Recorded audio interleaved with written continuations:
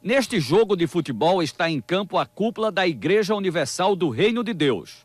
No intervalo do jogo, o bispo Edir Macedo reúne os seus pastores e ensina as táticas para iludir o povo. Nós vamos agora, infelizmente, ajudar na obra de Deus, honrar o Senhor e tal. Assim, sabe? Como humilde. Não pode ser assim, você tem que chegar e se impor.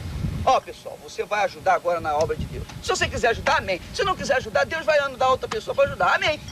Entendeu como é que é? Se quiser, bem, se não quiser, que se dane. Ou dá ou desce. Entendeu como é que é? Agora, é isso aí. Ontem eu tava abrindo assim. É, porque aí o povo vê coragem em você. O povo tem que ter confiança. O povo tem que ter confiança. Se você mostrar aquele xoxo, né? Aquela maneira xoxa, o povo não vai confiar em você. Você tem que ser o super-herói do povo. Exatamente, você tem que ser o super-herói. Ó, pessoal, nós vamos fazer isso aqui, é o grande desafio. O valente, o macho. Agora, eu fiz isso. Eu peguei a Bíblia. Oh, Deus, honra essa palavra, então joga-nos fora aí, gente. Acaba a Bíblia. Lá mesmo, joguei a Bíblia assim. Jogando nos Estados Unidos a Bíblia? No chão, assim, na televisão também. Esta gravação foi feita pelo pastor Carlos Magno, dissidente da Igreja Universal do Reino de Deus. Quando houve esta reunião em Salvador há 5 anos, o pastor Carlos Magno era um dos homens mais ligados ao bispo Edir Macedo. O pastor Carlos Magno ficou 10 anos na Igreja Universal. Foi substituto do bispo Edir Macedo na direção-geral da igreja em São Paulo.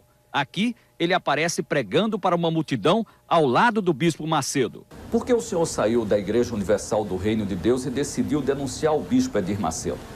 Porque a Igreja Universal do Reino de Deus, ela se caracteriza por 2 períodos distintos.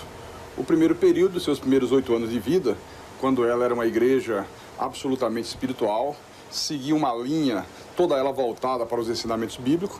E um segundo período, quando ela passou a ser uma igreja detentora de um poder financeiro, quando o bispo Edir Macedo descobriu o poder que o dinheiro traz, e aí desviou-se dessa conduta espiritual e passou a dirigir a igreja de uma maneira absolutamente mercantilista.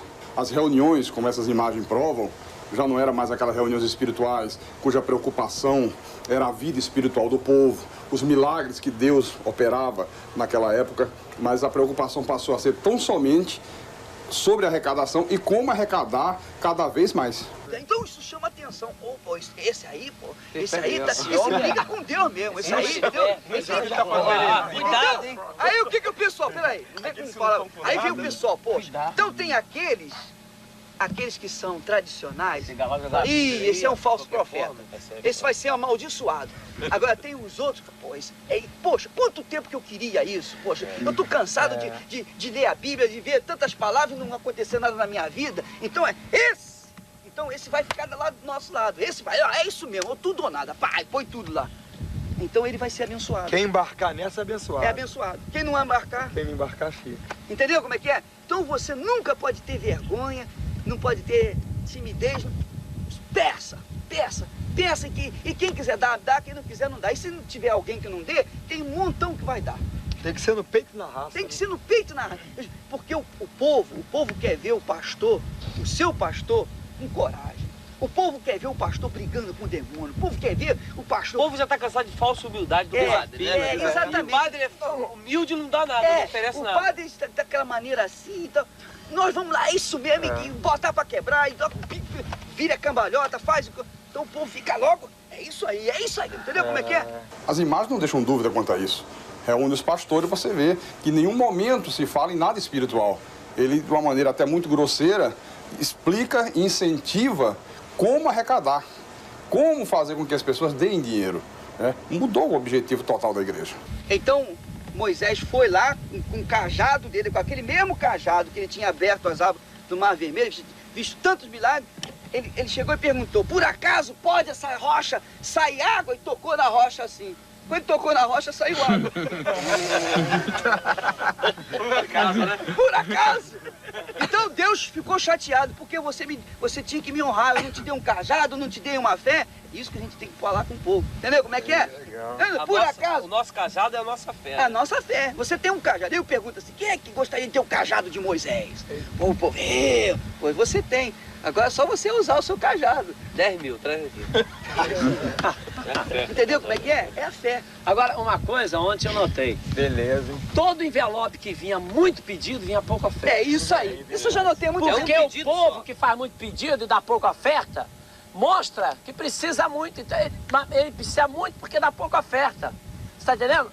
Porque ele ajuda pouco, ele precisa muito. E que o envelope que tem pouco pedido é o que tem mais oferta. Por quê? Porque ele é um cara abençoado, ele não tá precisando muito, ele só tem mais para agradecer. Todos concordam porque esse espírito de mercantilismo passou a ser uma constante dentro da igreja. A gente poderia fazer o seguinte também, para dar oferta, para dar envelope em branco. Se a pessoa não bota nome, não bota endereço, não bota nada. O pedido vem no coração e a oferta vem no... Já fiz isso. Aproveita e Poxa, envelope. vem coisa boa. Agrada do Senhor e satisfará o desejo do seu É o coração. pedido lá. Eu tô recebendo oferta até hoje. É bem seu culto. Eu fiz uma coisa lá que eu recebi a oferta até hoje. O que você vê? Desafio dos mil. Desafio dos mil, fala. A pessoa Orar no pega envelope. o envelope e me dá o nome. Eu peguei 300 pessoas com 1000 cruzado. Vai dar até o final do ano. É outubro, novembro e dezembro. Todo dia aparece 2.000, 3.000 na oferta. Ó, tá vendo aí? Tá vendo? Vê se não tem dinheiro esse cara aí. Ah, vê a cara dele. Dentro da igreja não dá nada por ele. Vai lá por ele. Quem são esses pastores que participam? Bem, nós temos aqui nessa fita o Bispo Macedo, o Pastor Paulo Roberto, o Bispo Rodrigues, o Bispo Gonçalves, que é hoje o apresentador do 25ª Hora na Record, e outros pastores, o pastor Renato Maduro. E esses, pastor, quem são? Esses são o Bispo Paulo Roberto, o Bispo Gonçalves, o deputado federal Odenilo Aprovita Vieira. Inclusive, nessa hora, o pastor Gonçalves faz uma entrevista com ele e pergunta se a indústria que ele comprou em Caxias, lá no Rio, se foi no caixa 1 ou no caixa 2, por dentro ou por fora. Ô, Silveira, aquela indústria que você comprou lá em Caxias, conta pra gente, como é que foi? Aquele preço foi por dentro ou foi por fora? Só pagou como? Por dentro ou por fora? Foi caixa 2 ou caixa 1? Esse é o momento da divisão do dinheiro numa igreja da Universal em Nova York. Né? Havia acabado de ser celebrada a reunião, o culto, na igreja do Brooklyn.